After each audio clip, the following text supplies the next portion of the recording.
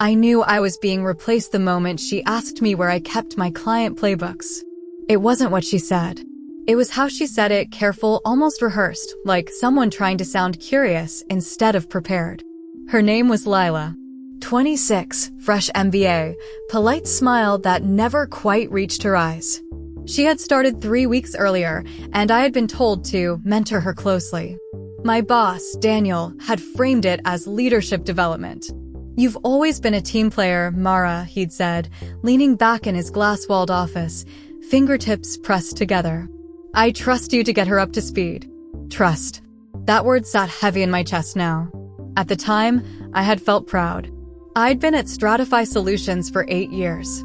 8 years of late nights, canceled vacations, and birthday dinners interrupted by Slack notifications. I built our healthcare vertical from 2 mid-tier accounts into a 7-figure portfolio. I knew every client's preferred coffee order, every assistant's dog's name. I was the steady one, the reliable one. So when Daniel asked me to train Lila, I didn't hesitate. My mornings had a rhythm back then. I'd wake up before the sun, the faint hum of the city filtering through my apartment windows, the smell of dark roast coffee filling my kitchen. I'd scroll through emails while buttering toast, mentally rehearsing the day's meetings. Work was never just work to me. It was proof. Proof that I could stand on my own. After my divorce 5 years earlier, that job had become more than a paycheck. It was stability. It was identity. Lila shadowed me everywhere. Client calls, strategy sessions, even informal hallway conversations. She carried a leather notebook and wrote everything down. Sometimes she'd ask questions that felt too specific. How do you structure renewal negotiations? What percentage of your accounts are at risk? Do you document all your campaign concepts somewhere central? I answered patiently. I even created a shared drive folder for her, templates, pitch decks, performance dashboards. My work, my systems. Daniel would occasionally pop into our sessions, smiling approvingly. "This is exactly the collaboration we need for 2026, he'd say. "Fresh energy meets seasoned experience." I believed him. Until the client emails started changing. It began subtly. A long-term client forwarded me a message from Daniel asking them to loop Lila in as primary contact moving forward. Primary contact. I reread the email 3 times, my fingers hovering over the keyboard. There was no mention of me. I walked down the hall to Daniel's office, the carpet muffling my steps. "Hey," I said lightly, holding my tablet. "I noticed you reassigned Horizon Health to Lila?" He didn't look surprised. He rarely did. "We're just diversifying exposure," he replied smoothly. "You've been stretched thin." Stretched thin. I thought of the nights I'd stayed until 9 p.m. rewriting proposals he'd promised to review. The weekends spent fixing billing errors caused by his quick approvals. "I'm not overwhelmed," I said carefully. He smiled, the kind that ends conversations. "This is strategic, Mara. Trust me." There it was again. Trust me. That evening, I stayed later than usual. The office had that hollow, echoing quiet it gets after hours. Cleaning carts rolling somewhere distant. The faint scent of disinfectant in the air. I opened our CRM system. Horizon Health was marked under Lila's name. So was Crestline Medical. And Beacon Clinics. 3 of my largest accounts. My stomach tightened. I pulled up the internal org chart. There, under Senior Account Lead, was my name. Under it, newly added, Transition in Progress. Transition to what? The next morning, Lila arrived earlier than me for the first time. She was at my desk when I walked in, looking slightly startled. "Oh, I was just reviewing the onboarding checklist," she said quickly. "On my screen." She stepped back, but I noticed a spreadsheet minimized in the corner. Salary bands. That was the first moment the thought formed fully in my mind. She isn't here to learn from me. She's here to replace me. I didn't confront her. Not yet. Instead, I started watching. I watched how Daniel praised her in meetings, small nods, affirmations he had never offered me publicly. I watched how she began answering questions directed at me. I watched as calendar invites shifted subtly, removing me from prep calls I used to lead. At home, I found myself staring at the ceiling at night, the hum of my refrigerator louder than usual. My mind replaying conversations. Had I missed something? A warning sign? A performance review I brushed off? My last evaluation had been exceeds expectations. But there was one comment Daniel had made casually: we need to stay competitive with compensation structures. Competitive. Lila's LinkedIn profile listed 2 years of experience. I had 8. And a salary that reflected it. The realization didn't hit like an explosion. It was slower, colder. One Thursday afternoon, I overheard Daniel speaking on the phone in his office. The glass walls weren't as soundproof as he believed. Yes, he said, pacing. Once the transition is complete, we'll restructure the role. Significant cost savings. A pause. No, she won't see it coming. My breath caught. He wasn't talking about a department. He was talking about me. I stepped away quietly, my heels clicking too loudly against the tile. That was the moment the confusion turned into something else. Not panic. Not even anger. Clarity. If he thought I wouldn't see it coming, he underestimated me. And if he thought I would leave quietly, he didn't know me at all. I went back to my desk, opened a fresh document, and began writing down everything I had built over the last 8 years. Campaigns conceptualized. Clients secured. Revenue growth percentages. And something else. Every idea Daniel had presented as his own in executive meetings. Because as I typed, another realization surfaced, one that hurt even more than the replacement. He hadn't just been pushing me out. He'd been standing on my shoulders to climb higher. And if I was going down, I wasn't going alone. I closed my laptop slowly, the office lights reflecting off the screen like a warning. That night, I didn't cry. I organized. The next morning, I woke up before my alarm. The sky outside my bedroom window was still gray, the city not fully awake. For a moment, I lay there listening to the quiet, the distant rumble of an early bus, the faint ticking of the clock above my dresser. 8 years. I whispered it to myself like a reminder. 8 years of loyalty. Of trusting that hard work would speak for itself. But hard work doesn't always speak. Sometimes it gets rewritten. I made my coffee stronger than usual. The bitterness felt grounding. I needed my head clear. At the office, I smiled the way I always did. Calm. Composed. Predictable. Lila waved from her desk. Morning, Mara. I drafted the follow-up for Crestline. Do you want a review before I send it? I walked over slowly. Of course. Her email draft was polished. Professional. But the strategy, the angle she proposed for renewal, was mine. Word for word from a framework I'd explained to her 2 weeks ago. I pointed gently at a paragraph. You might want to adjust this section. Crestline's CFO prefers a cost-efficiency narrative over expansion. Oh, she said, tapping her pen nervously. Daniel said growth positioning would be stronger. Of course he did. Crestline lost 4% last quarter, I replied evenly. They're sensitive right now. She hesitated, then nodded. Got it. Thank you. As I walked back to my desk, I realized something unsettling. She wasn't malicious. She was being positioned. Used.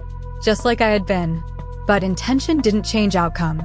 By midday, I had accessed every archived presentation from the past 3 years. I began building a private folder on my personal drive at home. Nothing proprietary, nothing illegal, just documented timelines. Emails. Meeting invites. Version history showing whose name authored which idea first. One file stood out. Healthcare Retention 2024, Executive Strategy.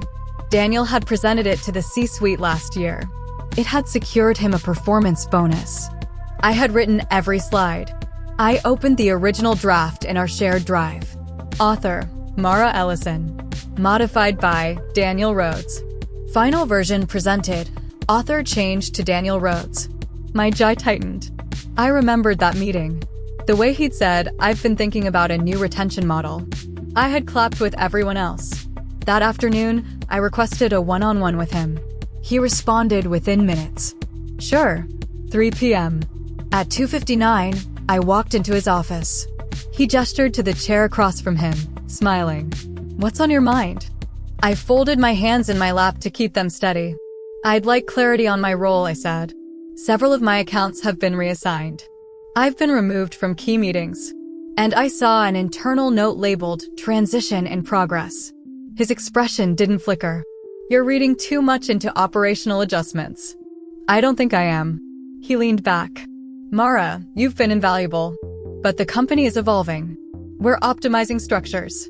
Lila represents a new direction." "At half my salary?" I asked quietly. There it was. A flicker. Just for a second. Compensation conversations weren't public, but salary bands were visible internally. "That's not the point," he said. "It feels like the point." Silence stretched between us. "You've had a strong run," he continued, voice softer now. "But sometimes leadership requires difficult shifts." "A shift implies movement," I replied. "I haven't been offered a new position." He sighed.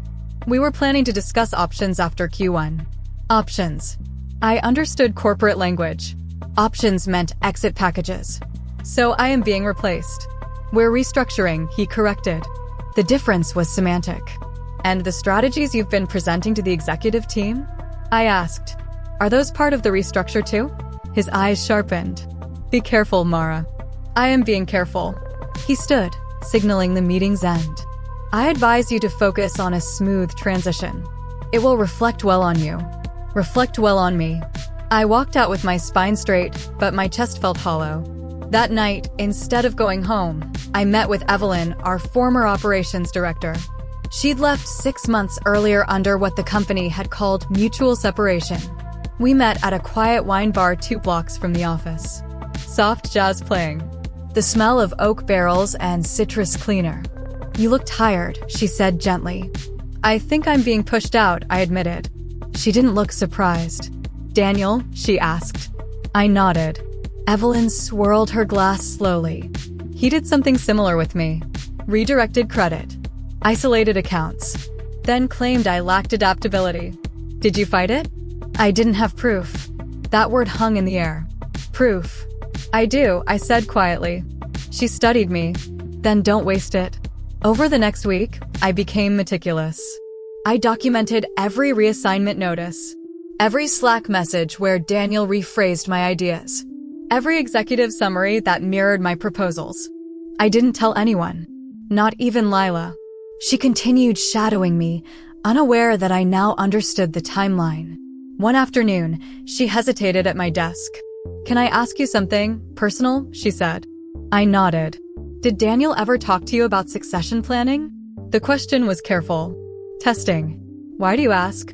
"He mentioned that I'd be stepping into greater responsibility sooner than expected." There it was. "And how did that make you feel?" I asked. She looked conflicted, excited, but also uneasy. I held her gaze. "Lila," I said softly, "did he tell you my position would be eliminated?" Her silence was answer enough. My heart didn't race this time. It steadied. "Did you know I built the healthcare division from scratch?" I asked. She shook her head slowly. "He said it was a team effort." I smiled faintly. "It was. But leadership matters." She looked down at her notebook. "I didn't mean to hurt you," she whispered. "I know. And I did. But this wasn't about her. It was about a pattern." By the end of that week, I had compiled a 42-page document. Timelines, screenshots, revenue attribution, salary comparisons tied to cost-cutting projections. I didn't plan to storm into a room. I planned to request a strategic review with the CEO directly. Not out of vengeance. Out of truth. Because Daniel had underestimated something critical.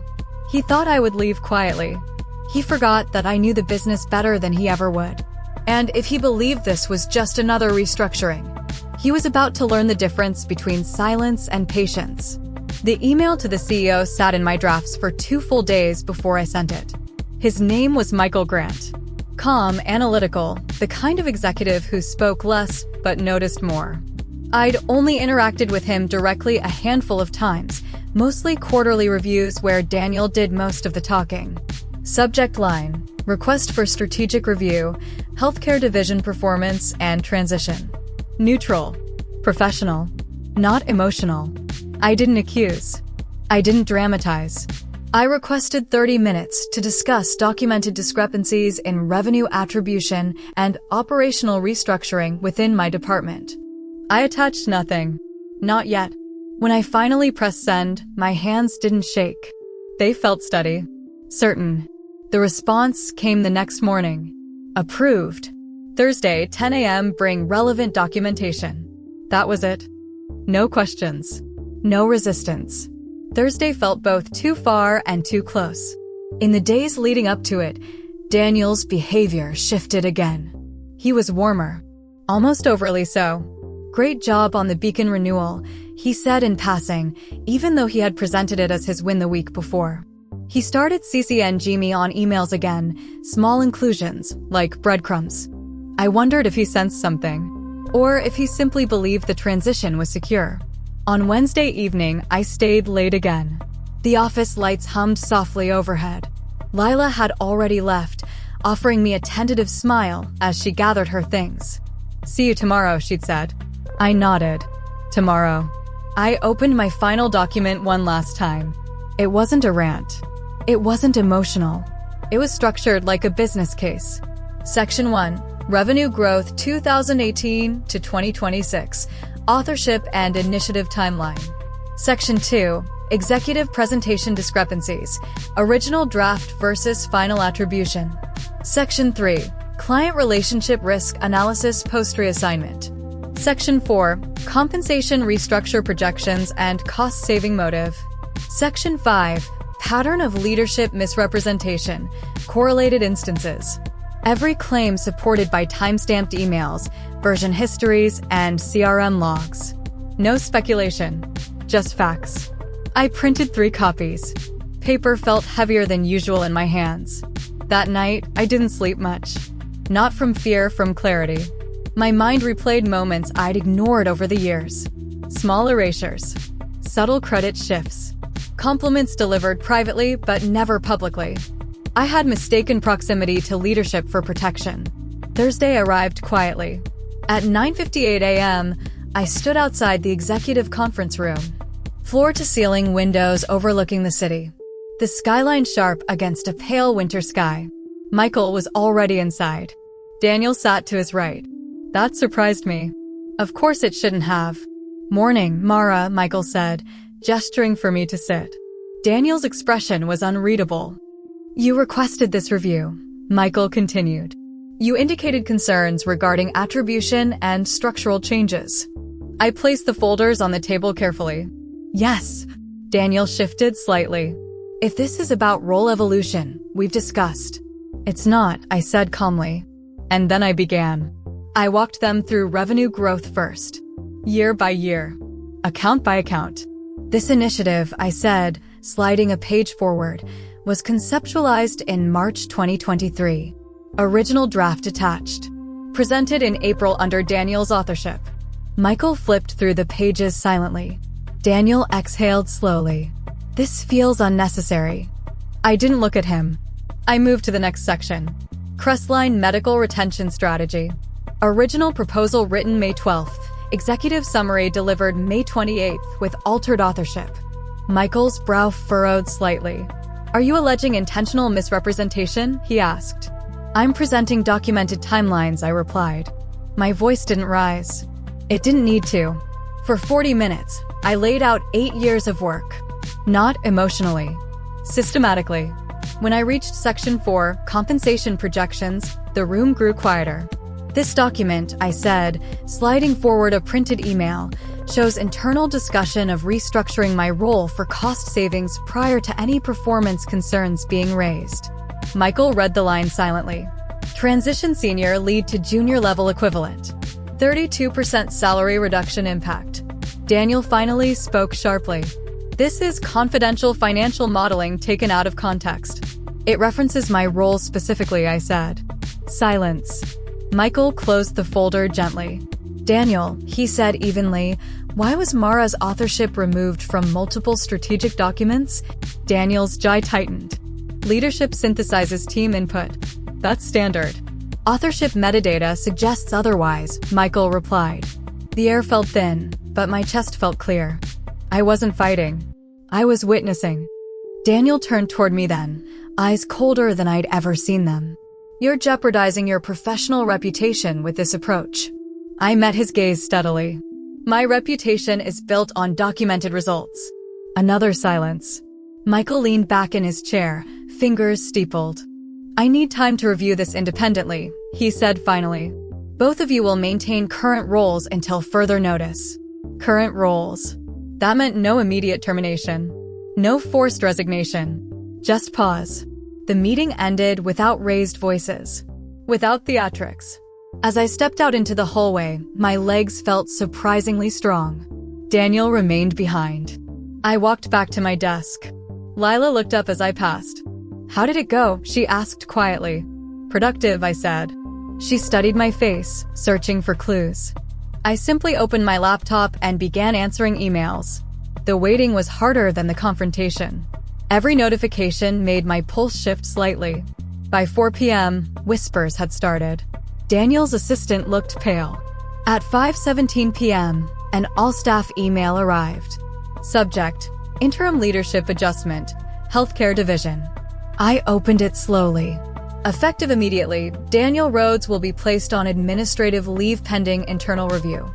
The words blurred for a second before sharpening again. Lila gasped softly from across the aisle. My phone buzzed. A message from Evelyn. 24 hours, it read. You did it. But I didn't feel victorious. I felt quiet. Because exposing someone isn't about triumph. It's about correction. Daniel had built a version of the story where I exited quietly and he advanced smoothly. I had simply introduced facts. As the office emptied that evening, several colleagues stopped by my desk. Some offered awkward smiles. Others avoided eye contact. Truth makes people uncomfortable. When I finally shut down my computer, the building felt different. Lighter somehow. Not because someone had fallen, but because something hidden had surfaced. And in corporate life, sunlight is rare. The morning after Daniel's suspension, the office felt like a house after a storm. Nothing was visibly broken, but everything had shifted. People spoke softer. Doors closed more carefully. Slack notifications felt restrained, like even the software understood something serious had happened. I arrived at 8:15 a.m., the same time I always did. Routine mattered. It reminded me that I hadn't done anything wrong. Lila was already at her desk. Her usual bright posture was gone. She looked smaller somehow, hands folded over her keyboard. When she saw me, she stood. Mara. I didn't know, she said quietly. About all of it. I believed her. I know, I replied. She hesitated. Are they bringing him back? I don't know, I said honestly. And that was the truth. Suspension wasn't termination. Corporate investigations moved carefully, methodically. At 9 a.m., I received a calendar invite from Michael. Interim strategy alignment, healthcare division. Just the two of us. When I stepped into his office, there was no Daniel this time. The chair beside him was empty. He gestured for me to sit. I reviewed your documentation thoroughly, he began. As did legal. My hands rested calmly in my lap. The metadata and communication patterns support your claims, he continued. There is sufficient evidence of misattribution and inappropriate restructuring conduct. He paused. I want to apologize. That surprised me. For what? I asked. For not seeing it sooner. His voice wasn't defensive. It was measured, reflective. In fast-growth environments, we often reward visibility over substance, he said. You produce substance. Daniel curated visibility. The distinction stung, not because it was inaccurate, but because it was true. What happens now? I asked. Daniel remains on leave pending final review, he said. In the interim, I'd like you to assume direct reporting to me. Anne, I'd like to discuss formalizing your leadership over the division. The words landed slowly. You mean permanently? Yes. I took a breath. I need to ask something first, I said carefully. Go ahead. Why wasn't I considered before? The question wasn't accusatory. It was necessary. Michael leaned back slightly. Because Daniel presented himself as the strategic architect. And you allowed him to. That hurt, but not in the way betrayal hurts. It hurt like truth. I thought results would speak for themselves, I admitted. They don't, he said quietly. Not in boardrooms. Silence settled between us, not uncomfortable, just honest. You've proven both competence and integrity, he added. That matters. When I left his office, the hallway didn't feel intimidating anymore. It felt neutral. Over the next week, more details surfaced internally. Finance confirmed discrepancies in bonus allocations tied to executive presentations. 2 other department leads quietly approached HR with similar concerns, smaller instances, but familiar patterns. Daniel's influence had been broader than I realized. But what stayed with me most wasn't the investigation. It was Lila. On Friday afternoon, she knocked gently on my office door. My office now, temporarily reassigned. Do you have a minute? Of course. She closed the door softly behind her. I feel like I was part of something I didn't understand, she said. He told me you were overwhelmed, that the division needed fresh energy. And did you believe him? I asked. At first, she admitted.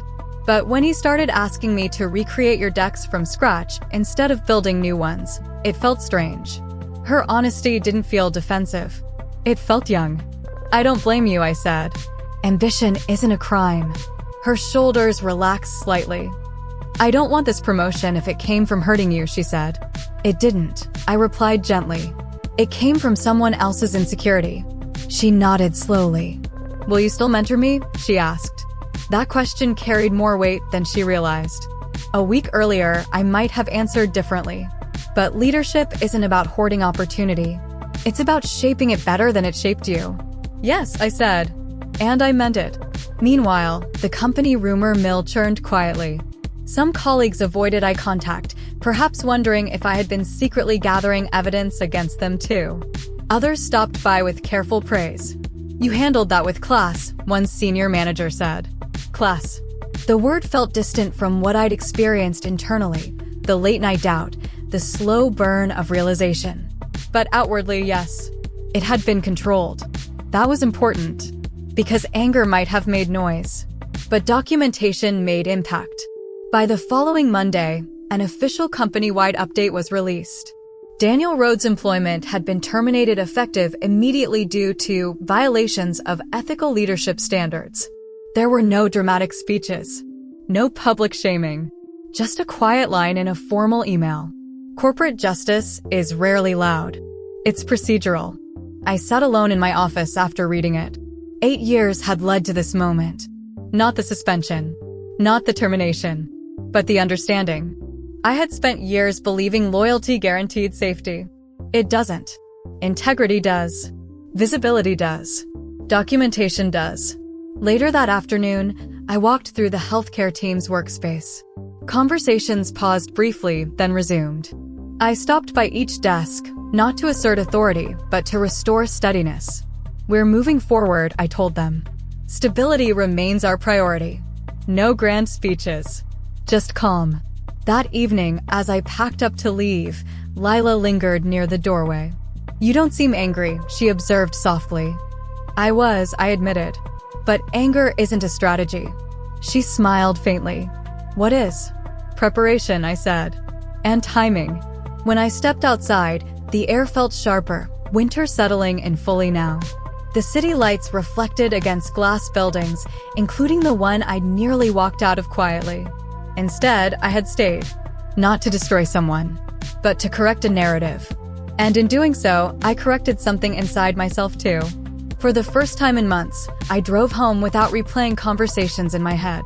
The silence in my apartment that night felt different. Not heavy, peaceful. 2 weeks after Daniel's termination, the dust began to settle, at least on the surface. The emails slowed. The whispers faded. The office rhythm returned to something familiar, though subtly altered, like a song played in a slightly different key. I officially accepted the role of Director of Healthcare Strategy that Monday morning. The title felt heavier than I expected, not because of the power, because of the responsibility. Michael made the announcement during the leadership call. His tone was steady, deliberate. Mara has demonstrated both operational excellence and ethical leadership under pressure, he said. She will guide the division forward. There were polite congratulations in the chat. Small digital applause emojis. Corporate celebration at its most contained. After the call ended, I stared at my reflection in the black screen of my laptop. 8 years ago, I had joined as a mid-level account manager with a second-hand laptop and something to prove. Now I was leading the division I had built from scratch. But victory didn't feel loud. It felt earned. That afternoon, I called my mother. She still lived in the small house where I grew up, floral curtains, the smell of cinnamon always lingering in the kitchen. "I heard it in your voice," she said before I even told her. "Something changed." "It did," I replied. "Are you happy?" I paused. "I'm steady," I said. And that was more honest. Happiness is fleeting. Steadiness is built. Over the next few weeks, I began restructuring the division, not aggressively, not as retaliation, but thoughtfully. I reinstated transparent authorship on all strategic documents. Every presentation slide included contributors. Every idea had a name attached. Visibility shared properly. I introduced quarterly open forums where team members could speak directly to executive leadership without filters. Some were nervous at first, but slowly, voices emerged. One analyst admitted she'd been afraid to challenge data misinterpretations before. A junior coordinator shared that she'd felt sidelined during client transitions. Patterns. Not dramatic. Not explosive. Just subtle fractures that had been ignored. Leadership isn't about commanding a room. It's about listening long enough to hear what's usually unsaid. Lila grew into her role gradually. She wasn't replacing me anymore. She was learning beside me. One evening, as we reviewed renewal metrics together, she glanced up from her screen.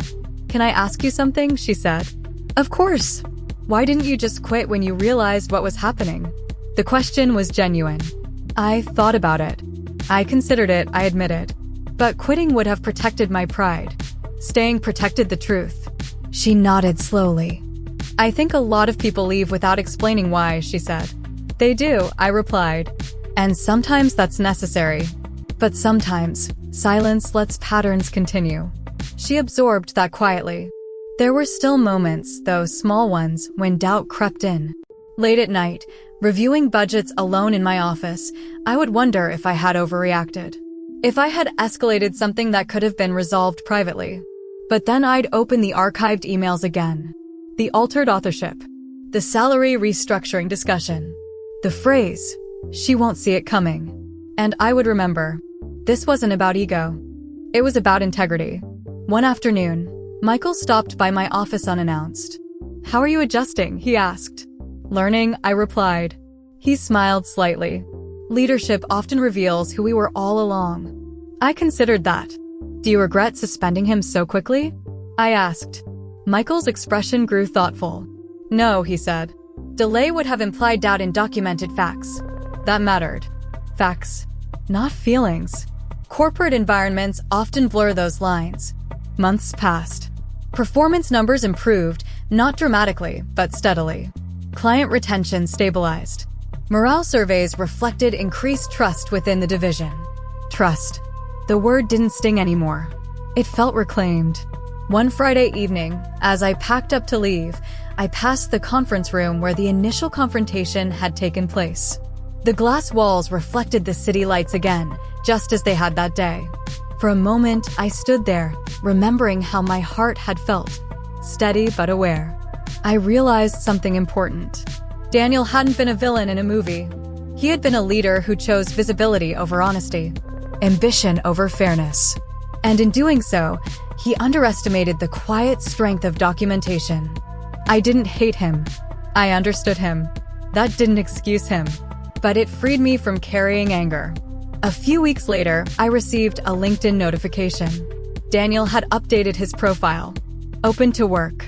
I stared at the screen longer than necessary. There was no satisfaction in it, just consequence. I closed the app. Some stories end in dramatic revenge. Mine ended in correction and growth. That night, I sat on my balcony, wrapped in a blanket, the city humming below. The air smelled faintly of rain. I thought about the version of myself who had once believed that working hard was enough. She wasn't naive. She was hopeful. And hope isn't weakness. It just needs boundaries. There's a moment after something big happens when life asks you a quiet question. Now who are you? For weeks, I had been the woman who exposed her boss. The story traveled farther than I expected. Not in gossip columns, but in careful corporate whispers.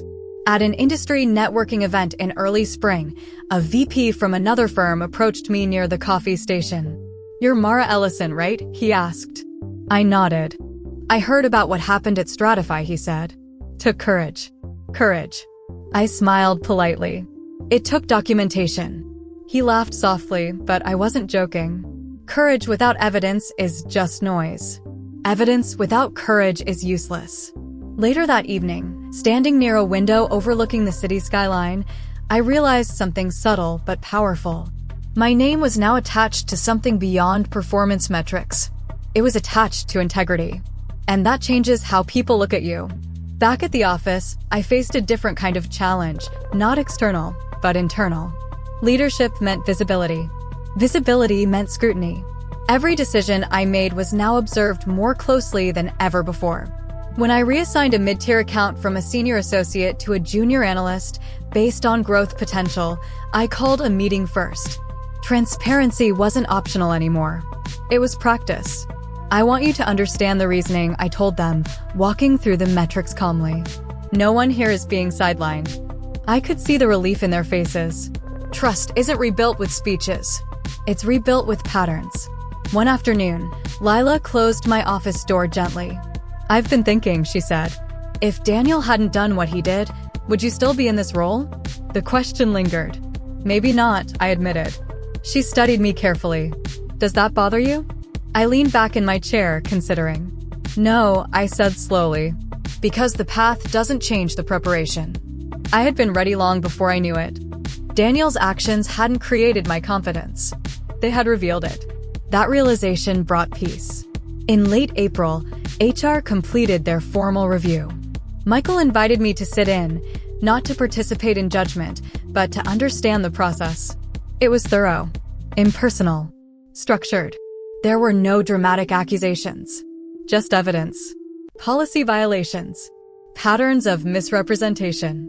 When the final summary was read aloud, I felt no rush of triumph, just closure. Afterward, Michael turned to me. "Are you satisfied with how this was handled?" he asked. Satisfied wasn't the word. "I'm at peace with it," I replied. That was closer. On a quiet Wednesday evening, long after most employees had left, I found myself alone in the office again, not out of fear this time, but habit. The soft hum of the HVAC system echoed faintly. The city lights reflected against the windows, turning the glass into mirrors.